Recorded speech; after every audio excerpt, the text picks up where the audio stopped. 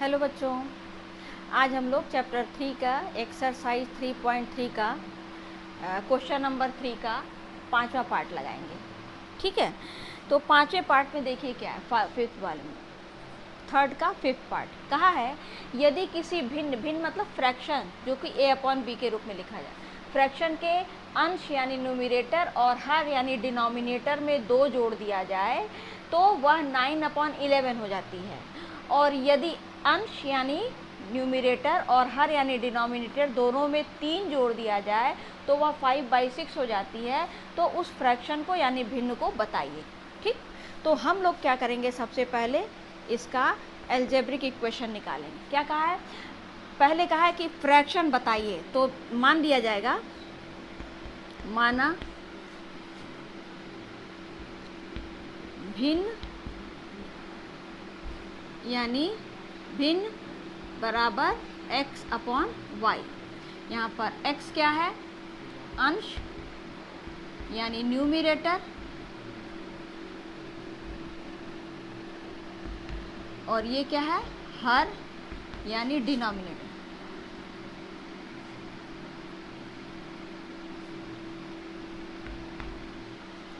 ठीक है, अब क्या कहा है, देखिए कहा है कि अगर उसके अंश और हर दोनों में 2 जोड़ दिया जाए, यानी कि अंश में भी 2, अब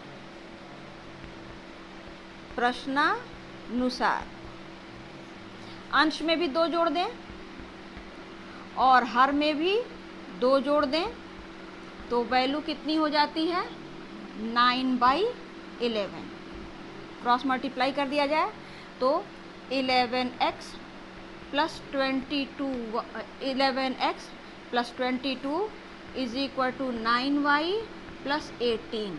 ठीक है, y को इधर कर दिया जाए और 22 को राइट कर दिया जाए। 11x माइनस 9y, या इसको ऐसे ही रहने दिया जाए, लिख सकते हैं 11x plus 22 minus 18 is equal to 9y, या 11x plus 4 is equal to 9y। ठीक, इसको या हम लोग लिख सकते हैं 9y is equal to 11x plus 4। ये इसको बना दिया जाए हम लोग 1, या यहाँ से पहले y की वैल्यू निकाल लिया जाए तो y इज इक्वल टू हो जाएगा 11x प्लस 4/9, इसको बना लिया जाए 1। ठीक है, अब हम लोग नेक्स्ट क्या कहा है कि अगर उसमें वो हर और अंश दोनों में क्या करते हैं, 3 जोड़ते हैं, यानी कि x/y दोनों, ये तो था ही, अब इसमें ऊपर भी 3 प्लस कर दिए और नीचे भी 3 प्लस कर दिए तो फ्रैक्शन क्या हो जाता है, 5/6। ठीक है, तो फिर क्रॉस मल्टीप्लाई हम लोग किया जाए, कितना हो जाएगा, 6x plus 18 is equal to 5y plus 15, या 6x plus 18 minus 15 is equal to 5y। 15 को लेफ्ट में लाए हैं, अब इसको हम लोग मिटा देते हैं। ठीक है,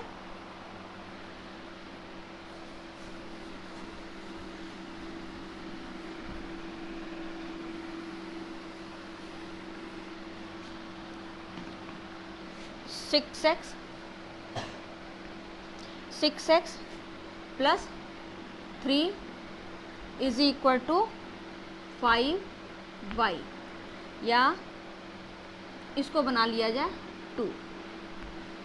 ठीक है, अब हम लोग 1 और 2 से बाय सब्स्टिट्यूशन मेथड वैल्यू निकाल लेंगे x और y की।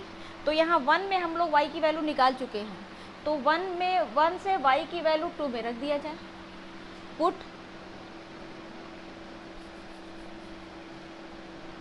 एक से y की वैल्यू 2 में रखने पर रख दीजिए तो क्या हो जाएगा, 6x plus 3 is equal to 5। y की वैल्यू कितनी है, 11x प्लस 4/9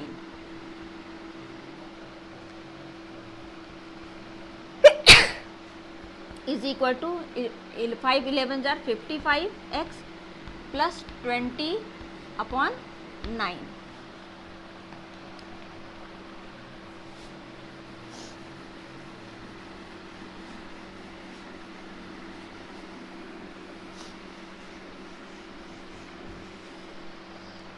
या हम लोग अब इसका क्रॉस मल्टीप्लाई कर दिया जाए तो 9 6 जा 54x plus 27 is equal to 55x plus 20।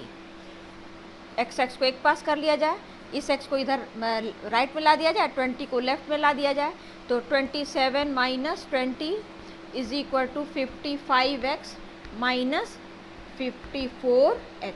ठीक है, या 7 इज इक्वल टू x, यानी x की वैल्यू क्या हो गई 7, x की वैल्यू 7 हो गई।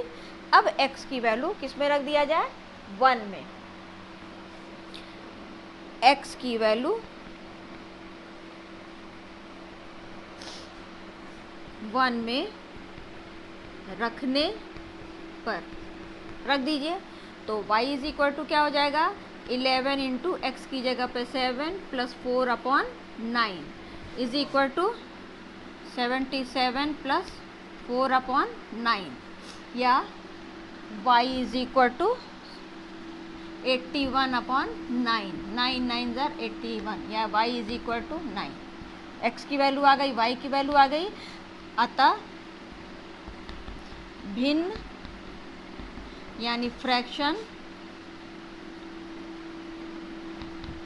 Is equal to x/y is equal to x की वैल्यू कितनी हो गई 7/9, और ये हो गया आपका आंसर। क्लियर हुआ? अब एक और लास्ट बचा है, हम लोग उसको लगाते हैं। मेरे ख्याल से आप लोग को ये समझ में आ गया होगा। नेक्स्ट,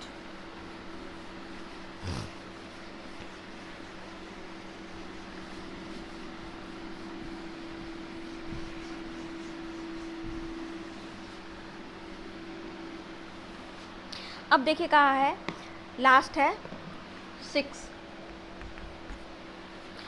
5 वर्ष बाद जैकब की आयु उसके पुत्र की आयु से 3 गुनी हो जाएगी। 5 वर्ष पूर्व जैकब की आयु उसके पुत्र की आयु की 7 गुनी थी। उनकी वर्तमान आयु बताइए। तो इसके लिए हम लोग को क्या करना पड़ेगा, पहले मान लीजिए, माना जैकब की वर्तमान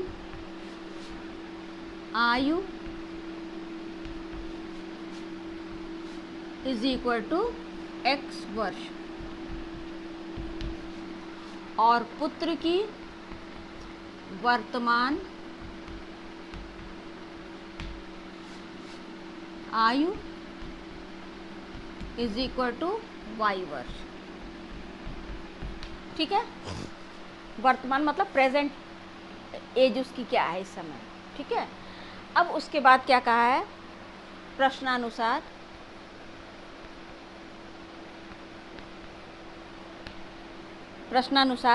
अब देखिए यहाँ पे क्या है 5 वर्ष बाद। तो जब 5 वर्ष बाद का, अगर मान लीजिए मेरी उम्र इस समय 20 वर्ष है, तो 5 वर्ष बाद में 20 में क्या किया जाएगा 5 प्लस किया जाएगा 25 वर्ष। तो उसी तरह से अगर इनकी वर्तमान आयु x वर्ष है तो 5 वर्ष बाद दोनों की आयु क्या हो जाएगी, दोनों में 5 ईयर्स प्लस कर देंगे। तो हम लोग लिखेंगे 5 वर्ष बाद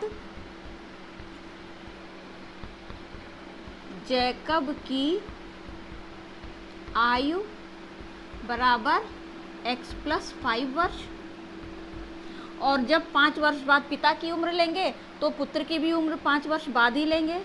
तो पुत्र की आयु is equal to y plus 5 वर्ष। ठीक है, अब जो कहा है वो कंडीशन लगाएंगे।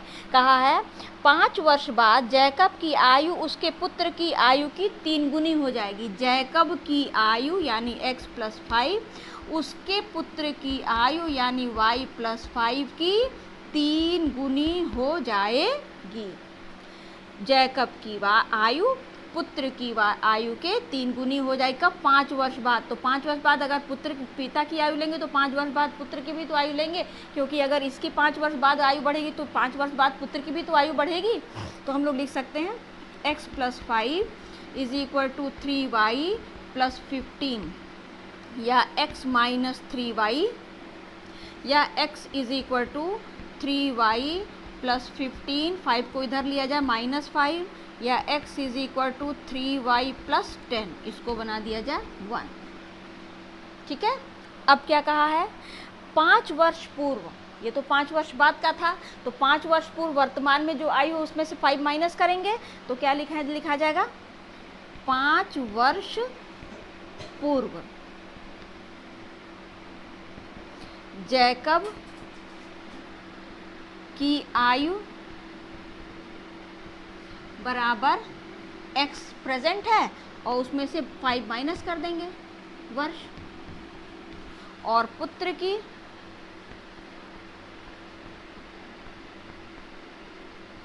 बराबर y - 5 वर्ष। अब ये कहा क्या है? कहा है 5 वर्ष पूर्व जैकब की आयु उसके पुत्र के आयु की 7 गुनी थी। जैकब की आयु 5 वर्ष पूर्व जैकब की आयु उसके पुत्र के आयु की 7 गुनी थी। ठीक है। अगर पिता की 5 वर्ष पहले लेंगे तो पुत्र की भी 5 वर्ष पहले की ही आयु लेनी पड़ेगी, यानी हो जाएगा x - 5 = 7y - 35, या x = 7y - 35 + 5, या x - 7y = -30, इसको बना दीजिए 2। अब यहाँ पर देखिए 1 से x की वैल्यू 2 में रखने पर, ठीक है, 1 से x की वैल्यू 2 में रखने पर x की वैल्यू कितनी है? 3y + 10, 3y + 10 - 7y = -30। ठीक है। ये हो जाएगा आपका -4y = -30 - 10, या -4y = -40, माइनस से माइनस कैंसिल हो जाएगा, तो y = 10,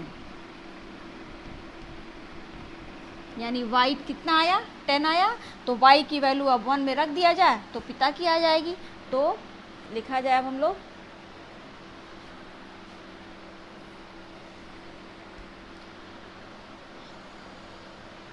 y की वैल्यू